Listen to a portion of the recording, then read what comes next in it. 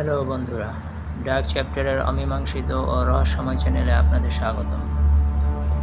Lake Nios.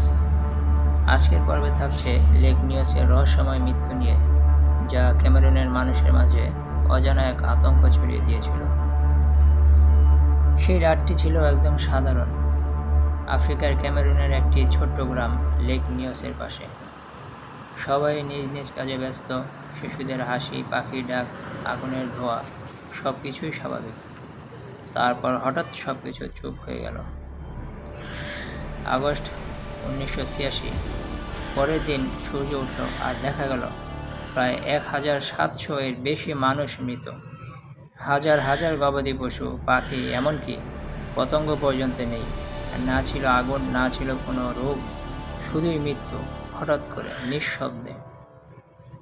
কেউ মারা গেছে খাওয়ার সময়, কেউ ঘুমের মধ্যে, কেউ আবার উঠেই দরজার সামনে পড়েছিল, যেন কেউ এক মুহূর্তে জীবন থামিয়ে নিয়েছে।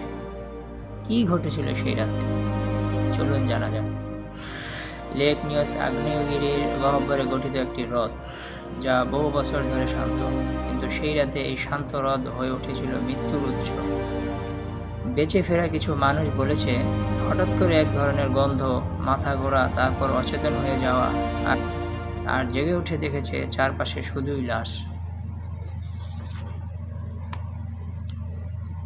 গ্রামবাসীর অনেকের বিশ্বাস এটি ছিল অভিশাপ, পূর্বপুরুষদের ক্রোধ। কিছু লোক বলেছে তারা দেখেছে রাতের বেলা লেক থেকে উঠে আসা অদ্ভুত আলো, চারদিকে ছড়িয়ে পড়ে ভয়। কেউ আর গ্রামে ফিরতে চায়নি। লেক নিওস হয়ে ওঠে মৃত্যুর প্রতীক। বিজ্ঞানীরা পরে বলেন এটি ছিল একটি লিমনিক ইরাপশন। হ্রদের নিচে চাপা পড়ে থাকা কার্বন ডাই অক্সাইড একসাথে বেরিয়ে আসে। গ্যাসটি আশেপাশের বাতাসকে সরিয়ে দিয়ে তৈরি করে অদৃশ্য এক মেঘ, যা নিঃশ্বাসে মৃত্যুর ছায়া নামিয়ে আনে। কিন্তু প্রশ্ন থেকে যায়, কেন সেই রাতেই, কেন হঠাৎ করে? পুরো গ্রামবাসী কেউ কি বুঝতে পারেনি? নিচে লেকটি আজও নিঃশব্দ, কিন্তু কি সত্যিই নিরাপদ? আজও লেক নিওসের নিচে গ্যাস জমা হয়।